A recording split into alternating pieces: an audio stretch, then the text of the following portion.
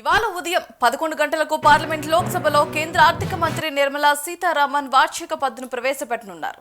కిందటిసారి బడ్జెట్లో ముఖ్యంగా ఆదాయపు పన్ను విధానంలో సంస్కరణలు తీసుకొచ్చి మధ్యతరగతి వేద జీవులకు శుభవార్త చెప్పగా ఈసారి ఎలాంటి సంస్కరణలు ఉంటాయోనని అంత ఆసక్తిగా ఎదురుచూస్తున్నారు. ఆదివారం అయినా ఇవాళ బడ్జెట్ ప్రవేశపెడుతుండటం విశేషమని చెప్పాలి. ఇదో అరుదైన ఘట్టంగా చెప్పొచ్చు. ఈ క్రమంలోనే స్టాక్ మార్కెట్లు కూడా ఆదివారం తెరుచుకోనున్నాయి.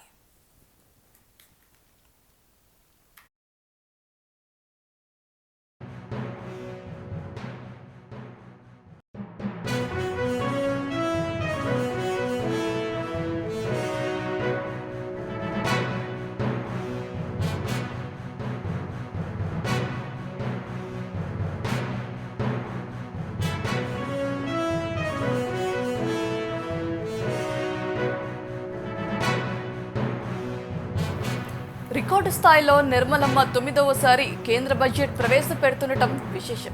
ఎప్పటిలానే ఈసారి కూడా ఎలాంటి ప్రకటనలు ఉంటాయోనని అంత ఆసక్తిగా ఎదురుచూస్తున్నారు. మధ్యతరగతి ప్రజలు, వేతన జీవులు, రైతులు, మహిళలు, కార్పొరేటర్లు, ఇన్వెస్టర్లు, సీనియర్ సిటిజన్లు ఇలా అంతా ఎవరికి ఏమేం ప్రకటనలు ఉంటాయోనని ఉత్కంఠభరితంగా ఎదురుచూస్తున్నారు. మరి ఈసారి ఆర్థిక వ్యవస్థకు ఊతమిచ్చేలా బడ్జెట్ ఉంటుందా? సంస్కరణలకు పెద్దపీట వేస్తుందా? సామాన్యులు, మహిళలపై వరాల జల్లు కురుస్తుందా అనేది చూడాలి.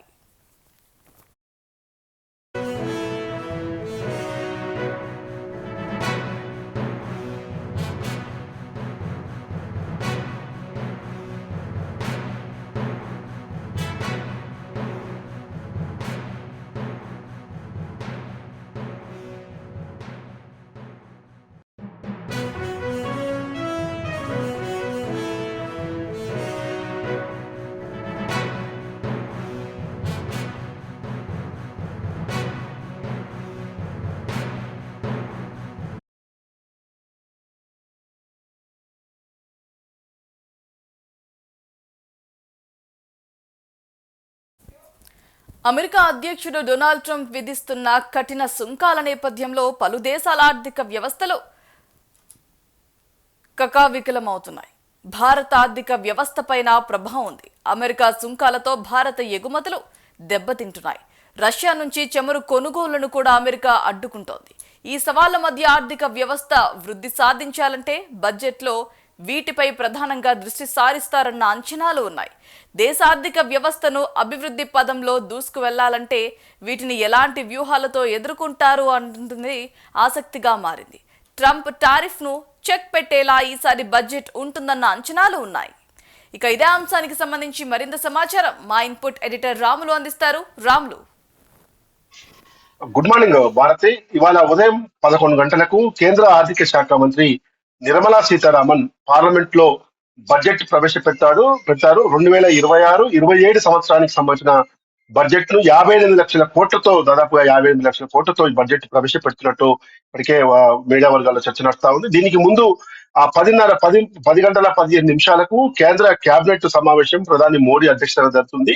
ముఖ్యంగా ఈ బడ్జెట్ ఏదైతే 2026-27 సంవత్సరానికి సంబంధించిన బడ్జెట్ ఆమోదం కోసం కేబినెట్ సమావేశం జరుగుతుంది. 11 గంటల నుంచి దాదాపు 2 గంటల పాటు నిర్మలా సీతారామన్ పార్లమెంట్ లో, లోక్సభలో బడ్జెట్ ప్రవేశపెడతారు. ఆ తర్వాత రాజ్యసభలో కూడా బడ్జెట్ కాపీ ప్రతిని అందజేస్తారు. మధ్యాహ్నం 2-2:30 గంటల సమయంలో కేంద్ర ఆర్థిక శాఖ మంత్రి నిర్మలా సీతారామన్ మీడియా సమావేశం కూడా ఏర్పాటు చేస్తారు. అయితే దేశమంతా ఈసారి ప్రవేశపెట్టబోయే బడ్జెట్ పై కొంత ఆసక్తికర చూపులు చూస్తా ఉంది. మధ్యతరగతి, పేద, ఉన్నత వర్గాలు కూడా చూస్తా ఉన్నాయి. ఎందుకంటే ఇటీవల అమెరికా అధ్యక్షుడు డొనాల్డ్ ట్రంప్ ఏదైతే సుంకాలు 50% విధించడం, దానివల్ల పెద్ద ఎత్తున ఆర్థిక భారం దేశ ప్రజలపై, దేశంపై పడటం వంటి పరిస్థితులు చూస్తా ఉన్నాం. ఓవైపు విదేశాల్లో కూడా భారతీయ విద్యార్థులకు అనేక సమస్యలు ఎదురుతా ఉన్నాయి. అక్కడ వీసా సంబంధించిన ఫీజు విషయంలో కానీ ఇతర ఫీజుల విషయంలో కూడా భారీగా ఫీజులు పెంచి అమెరికా అధ్యక్షుడు విదేశీ విద్యార్థులను కూడా అందరూ కూడా ఇబ్బంది పెడుతున్న విషయం తెలిసిందే.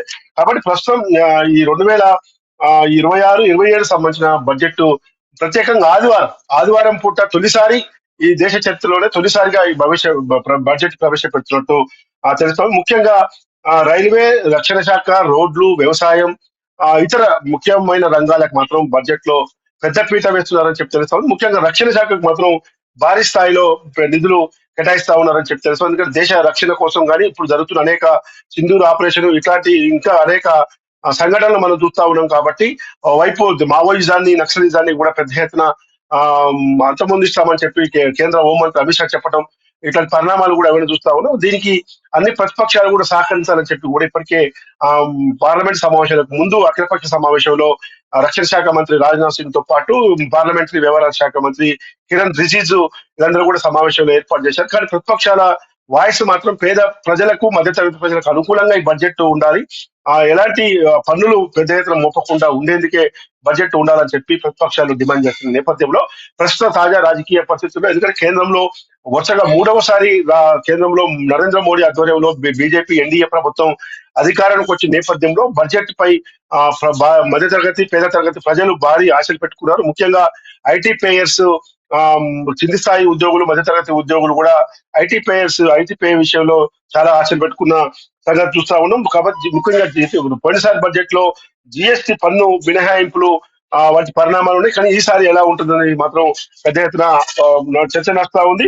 ముఖ్యంగా ఈ రోజు ప్రవేశపెట్టబోయే బడ్జెట్ సమావేశంలో ముఖ్యంగా దేశీయంగా విమానాశ్రయాన్ని పెంచే లక్ష్యంతో ఉడాను పట్టణాల్లో మౌలిక సదుపాయాల కల్పనకు కేంద్రంలో బడ్జెట్ కేటాయింపులు పెరగవచ్చు అని చెప్పి చెప్తా ఉంది. ముఖ్యంగా అటు గిగ్ వర్కర్లు, రోజువారీ వేతన కార్మికులు, ఆరోగ్య బీమా, పింఛను, ఇతర సామాజిక భద్రత కల్పించాలన్న ప్రతిపాదనలపై కూడా బడ్జెట్ ఉంటే బాగుంటుందని చెప్పి అనేక వర్గాల్లో చర్చ నడుస్తా ఉంది. కాబట్టి ఏదైతే ఈ మొత్తం కూడా కేంద్ర ప్రభుత్వ ఉద్యోగులకు కానీ, రాష్ట్రాల్లో పనిచేస్తున్న ప్రభుత్వ ఉద్యోగులు కానీ కేంద్రం నుంచి వచ్చే అనేక వసతులను ఎక్కడ కూడా విస్మరించొద్దు. ఇప్పటికే లేబర్ కోడ్ పేరుతో అనేక కార్మిక చట్టాలను తుంగలో తొక్కుతున్న కేంద్రం ఇంకా మరిన్ని పటిష్టమైన చర్యలు చేపడితే చాలా తీవ్రమైన ఇబ్బంది పడుతుంది. దీనివల్ల యాజమాన్యాలకు, పెద్ద పెద్ద పారిశ్రామికవేత్తలకి కేంద్రం న్యాయం చేసినట్టుగా ఉంటుంది. కాబట్టి కేంద్ర ప్రభుత్వ రంగ సంస్థలు కానీ ఇతర అసంఘటిత రంగ కార్మికులను కానీ లాభం చేకూర్చే విధంగా ఉండాలని చెప్పి తెలుస్తా ఉంది. ముఖ్యంగా ఆయా రాష్ట్రాలకు ఇచ్చే ఆర్థిక లావాదేవీల విషయంలో కూడా, ఆర్థిక పరమైన అంశాల విషయంలో కూడా కేంద్రం ఒక విచక్షణతో ఉండాలని చెప్పి కూడా అన్ని రాజకీయ పార్టీ నుంచి కూడా డిమాండ్ వస్తున్న నేపథ్యంలో ఈ రోజు కేంద్ర ఆర్థిక శాఖ మంత్రి నిర్మలా సీతారామన్ ప్రవేశపెట్టబోయే బడ్జెట్ పై మాత్రం దేశవ్యాప్తంగా అన్ని రాజకీయ పక్షాలతో పాటు ముఖ్యంగా పారిశ్రామికవేత్తలు, వాణిజ్య వ్యాపారవేత్తలతో పాటు పేద మధ్యతరగతి ప్రజలు, ముఖ్యంగా కేంద్ర ప్రభుత్వ ఉద్యోగులు అన్ని వర్గాలు కూడా ఆసక్తికరంగా ఎదురు చూస్తున్నాయి. Bharati. Right Ramulu, thanks for the update.